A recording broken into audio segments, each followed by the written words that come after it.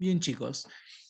Algo rapidito también con respecto al desarrollo de caso clínico. Ya habíamos hablado anteriormente qué es lo que necesito yo tener como conocimientos para poder desarrollar un buen caso clínico. Pero vamos a aplicarlo, ¿sí? Habíamos dicho que tenemos que tener amplios conocimientos en ciencias básicas y en ciencias clínicas.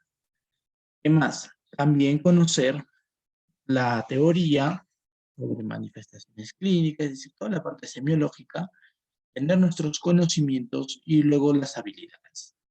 En un mundo de pandemia, post pandemia ya prácticamente estamos saliendo de ella, hemos trabajado, al menos la mayoría de estudiantes de medicina, desde el tercer año hacia adelante, con la virtualidad. Casi no se ha visto un paciente real. Ya los están viendo en estos últimos meses, el año pasado, recién a fines de año o de repente a inicios también en algunos lugares, pero eso quiere decir que nuestros conocimientos se enriqueciendo. Sin embargo, hay personas que todavía tienen dificultad con el caso clínico de un paciente. Cuando hablamos de caso clínico, no solamente me refiero a un caso planteado o una situación planteada por un docente, sino también a un caso real de un paciente. Para eso en videos anteriores ya he mencionado los requisitos y las habilidades que debo tener. En este caso vamos a hablar sobre un caso clínico ya planteado por nuestro docente y que nos va a servir como un caso robot para poder hallar múltiples causas en base a una enfermedad. Entonces, vamos a comenzar. Nos dice que tenemos un paciente varón, ¿sí? Varón de 68 años de edad. Y hasta acá tengo un adulto. Dice que es domicilio en La Esperanza, y todos los que vivimos en el Perú, principalmente en la zona de La Libertad, sabemos que La Esperanza es un gran distrito que está alrededor de Trujillo, ¿sí? Dice que cursa desde hace 3 días, o sea, acá yo ya tengo que saber definir qué es un cuadro agudo, un cuadro subagudo y un cuadro crónico. Entonces, yo tengo que saber en qué categoría va esas manifestaciones clínicas. No es lo mismo hablar de una enfermedad de 3 días con otra que abarca 3 años o 10 años o 3 meses, ¿sí? Tengo que saber. Dice, con tos productiva. Hasta acá, fisiológicamente sabemos que la tos se produce por irritación de las vías respiratorias, principalmente las vías respiratorias bajas. Voy a mi anatomía, ¿sí? Anatomía, y recuerdo que las vías aéreas se dividen en vías aéreas superiores, luego siguen las vías aéreas inferiores, en los cuales abarca la tráquea, los bronquios, los bronquiolos y los pulmones. Y tengo que identificar dónde están las causas. Aparte dice tos productiva, eso quiere decir que hay acúmulo de secreción dentro de ella. Y acá, analizando la parte semiológica, tengo que identificar cuáles son las causas de tos productiva, ¿sí? Productiva, ¿cuáles son las causas? De repente son acúmulo de secreción, ¿sí? Secreción, acúmulo de líquido, ¿sí? Acúmulo de líquido. De repente también hay una mayor actividad celular, principalmente de las células caliciformes, que se llama moco, etc. Tengo que saber cuáles son las causas. Para eso me sirve mi anatomía, mi fisiología y la parte de propedéutico. Dice dolor torácico, pero no me especifica si al respirar, al toser, de repente es un dolor continuo, de repente es un dolor de reposo. Entonces tengo que averiguar este tipo de dolor. Y ahí va mi habilidad como médico, ¿no? Dificultad para respirar. Término médico, disnea. ¿Sí? Y tengo que buscar las causas de disnea.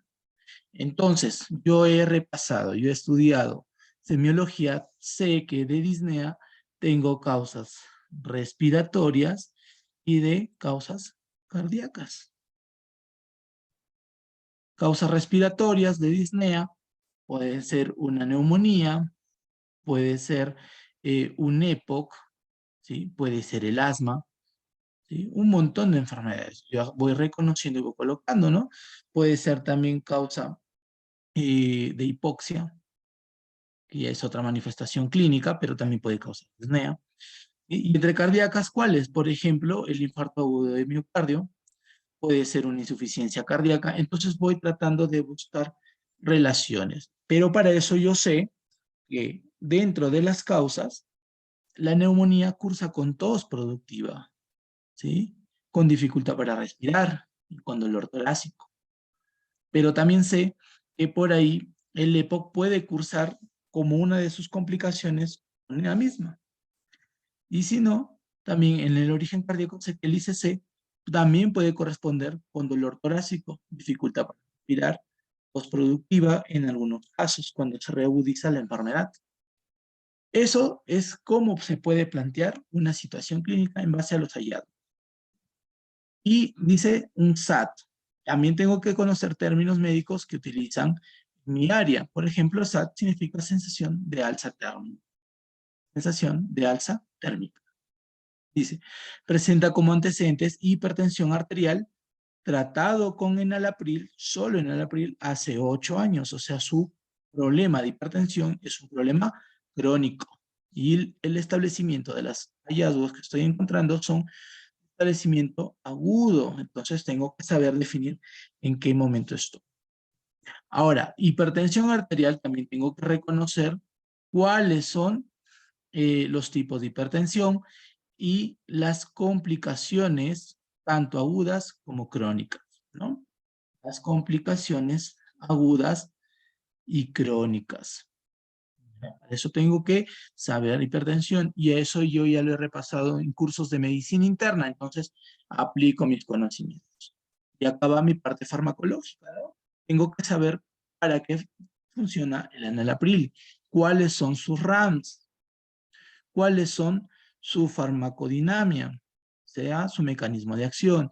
Tengo que saber su farmacocinética, todo lo que el organismo le hace al fármaco. Tengo que conocer ello, porque hay situaciones como tos que también se puede presentar por enalapril, ¿no? Por reacciones adversas. Todas esas situaciones tengo que ir planteando. Luego pasamos al examen físico. Obviamente es un examen físico concreto. Ya cuando nosotros hacemos una práctica real, ya entablamos un examen físico más detallado de cada aparato y cada sistema. Nos dice que en las funciones vitales tiene una presión arterial de 140/85 y ya sabemos que es hipertenso, así que ya no me sorprende encontrar esta presión durante la evaluación de mi paciente, ¿no?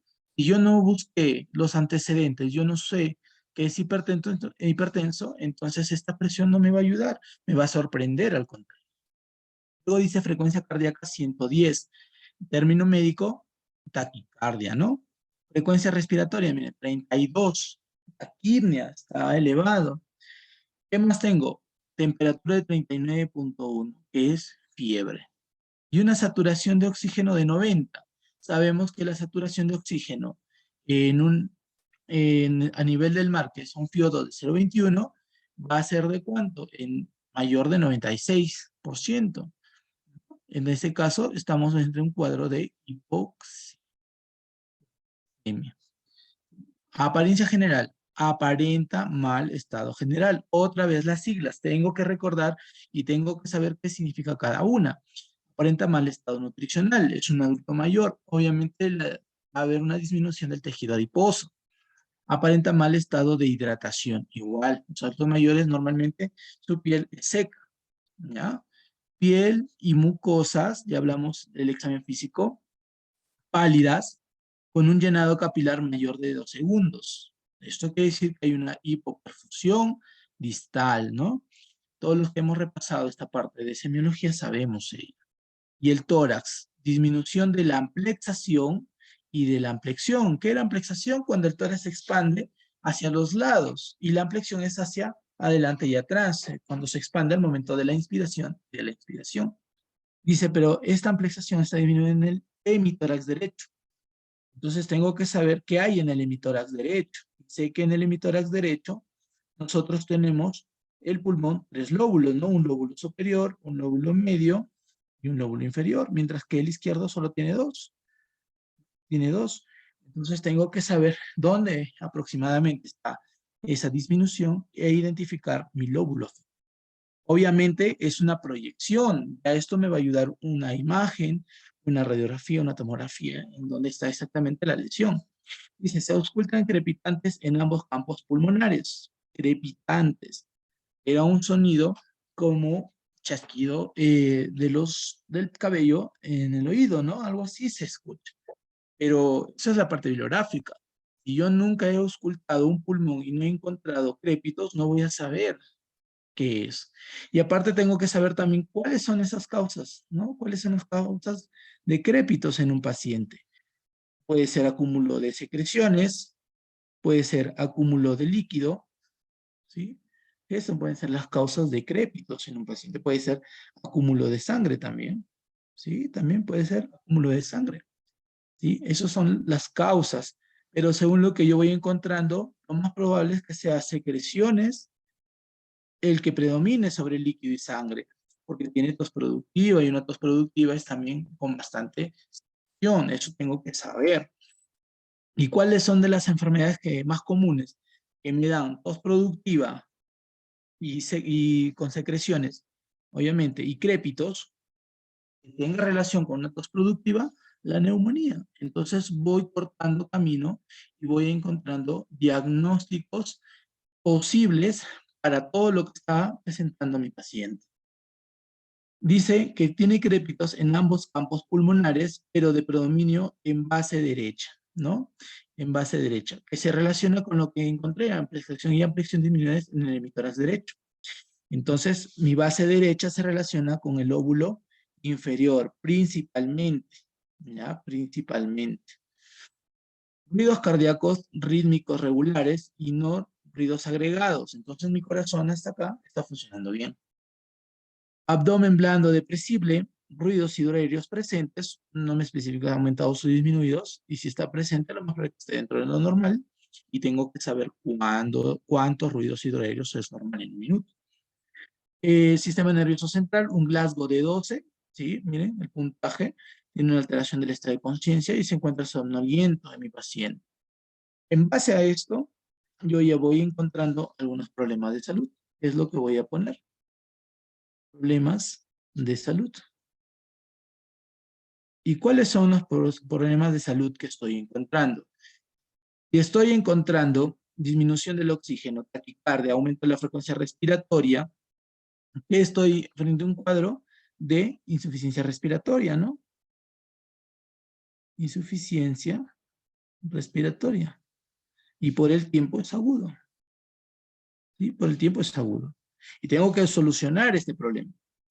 ¿Qué más? Tengo tos productiva, dolor torácico, dificultad para respirar, ampliación y ampliación disminuida, crepitantes en ambas bases. ¿Qué problemas de salud puedo relacionarlo? La neumonía. ¿Sí? Neumonía. Esta es una neumonía. Ahora, ¿qué tipo de neumonía es? Entonces vuelvo a mi curso de medicina interna y recuerdo que hay dos tipos de neumonía.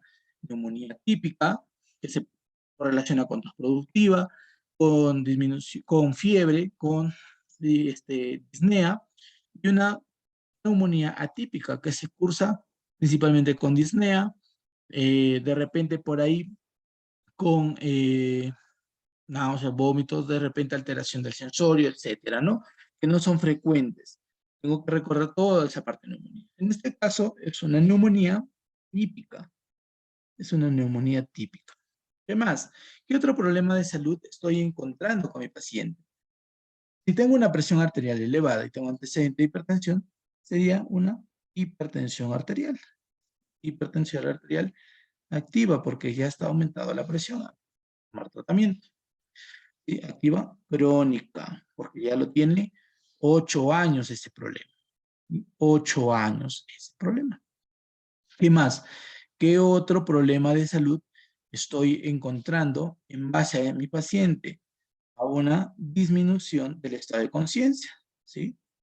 Disminución, acá lo estoy poniendo así para ahorrarnos tiempo, del estado de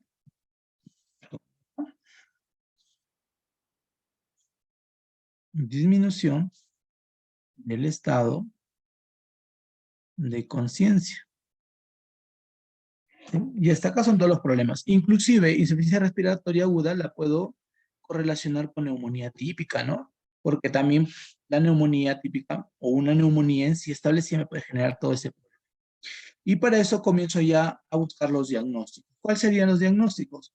Una neumonía adquirida en la comunidad, un NAC, porque mi paciente en ningún momento refiere que está hospitalizado, que vive en la esperanza y que tiene 68 años, es un antecedente y un factor de riesgo, ¿no? NAC, neumonía adquirida en la comunidad, típica, ¿sí? Típica.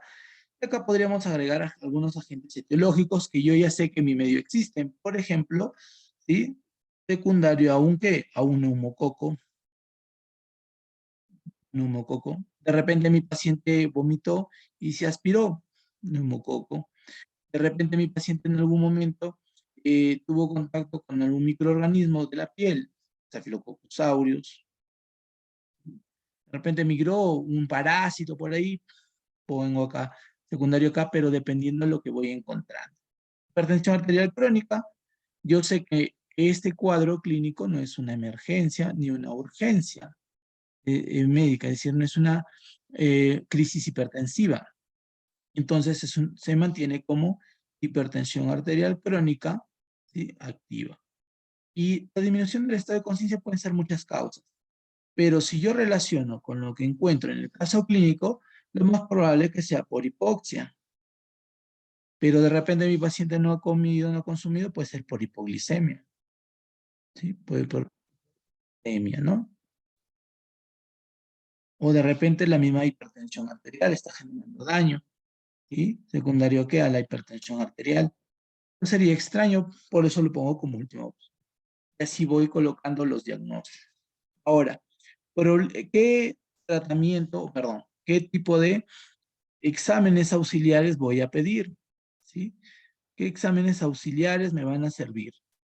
Primero, de imágenes, una radiografía de tórax. Es lo que me va a ayudar bastante, ¿sí? Si es que mi paciente se puede establecer como tiene recursos para una tomografía, ¿sí? De tórax sería excelente, pero no, una radiografía es suficiente. Ya no le puedo pedir más exámenes, ¿sí? Al menos de imagen. ¿Qué más? ¿Qué otros exámenes me ayudan? Un cultivo, ¿sí? Un cultivo. ¿Cultivo de qué, doctor? De las secreciones. Identifico, obviamente, el microorganismo que está siendo afectado. ¿Qué más? Un hemograma. Quiero saber la respuesta inflamatoria, cómo está. Y aparte el hemograma me identifica serie blanca, serie roja y la serie de los cariocitos, ¿no? Es decir, las plaquetas. Quiero saber cómo está funcionando todo. ¿Qué otra cosa pido? Lo importante, miren, tiene hipoxemia. Un análisis de gases arteriales, un AGA, más un examen de electrolitos. Siempre paciente que tiene alteración de gases arteriales puede estar afectado a los electrolitos. ¿Sí? ¿Qué más? Si estoy sospechando que es por hipoglicemia, una glucosa a mi paciente, para poder saber cómo es.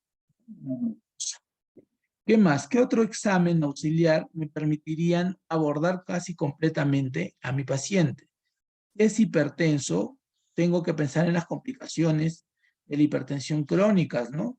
Entonces me puede ayudar un EKG, ¿sí?